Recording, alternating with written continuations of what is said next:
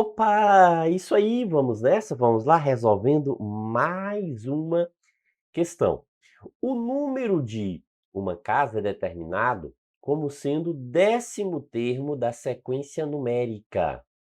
Ok, então veja o seguinte, ó, o 10º termo da sequência numérica.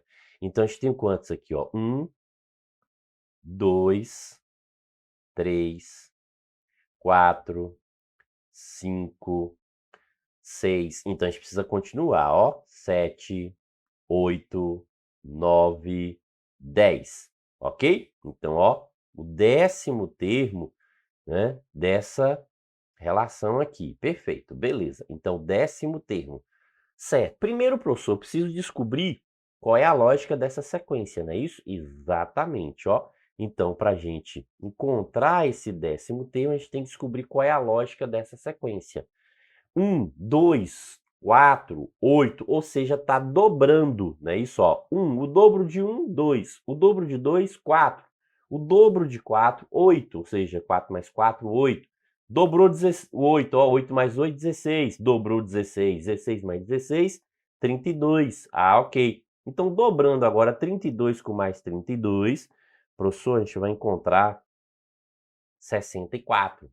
Ok, dobrando 64 com mais 64, 128. 128 com mais 128, 256. 256 com mais 256 dá quanto? Dá 512. Ok, beleza. Ó, então, o termo é 512, ou seja, o número da casa é 512. Professor, mas isso não tem aqui nas alternativas. Por quê? Porque a questão está perguntando assim, ó, cujos elementos estão dispostos, né, na sequência. Assim, o número da casa, ó, veja, está dizendo aqui o quê? Assim, o número da casa é divisível por. Então, ó, esse número da casa aqui, ó, vai ser divisível por quanto? Vixe, professor, como que eu sei aqui? É a questão de aplicar aqui as relaçõezinhas da divisão.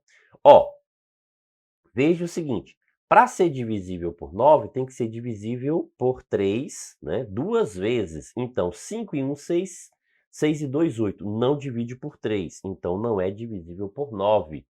Ok? Beleza? 18, a mesma coisa, né? Para ser divisível por 18 aqui, não vai funcionar, né? Porque o número que divide por 18 divide também por 9. A gente já viu que não divide ali. 25 tem que terminar em 5. Ó, tem que terminar em 5. Opa, não terminou em 5. Então, se não terminou em 5, então não é divisível por 25. Ok? Então, ó, para ser divisível aqui por 25, tem que terminar em 5. Tem que terminar com 5. Ok, beleza. Professor, se é divisível por 36 ou 128, ó. Veja que a gente já sabe que é divisível por 128, por quê? Porque na sequência aqui tem o 128. Então quer dizer que esse número está aqui na sequência é divisível pelos anteriores. Qualquer número, por exemplo, 256 é divisível por 68, é divisível por 64, é divisível por 32. A mesma coisa, ó, esse 512 aqui, ele é divisível por 256, esse 512 é divisível por 128, é divisível por 64, ok? Então, basta observar, quando fala que é divisível, observe a sequência que já se encontra todos os números anteriores àquele número, então esse número vai dividir por esses valores. Por quê? Porque a gente está trabalhando nessa relação, né, de dobrar. Se a gente está dobrando, então todos os anteriores são divisíveis.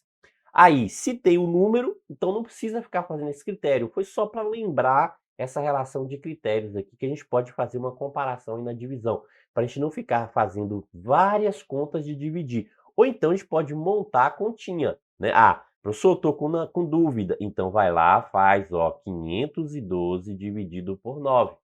Aí, o que vai acontecer, ó? Ah, 51, né, professor, dividido por 9. Exatamente, ó, 51 divisível por 9.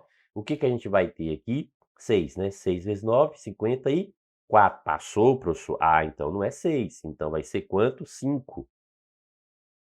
Isso, então 5. 5 vezes 9, 45. Opa, aqui deixa resto 6. 45 para 51, 6. 62, então vai ser quanto aqui? Ah, professor, se eu colocar aqui 7, 7 vezes 9, 63. Ah, passou, então não é 7, né? Passou, então vai ser quanto?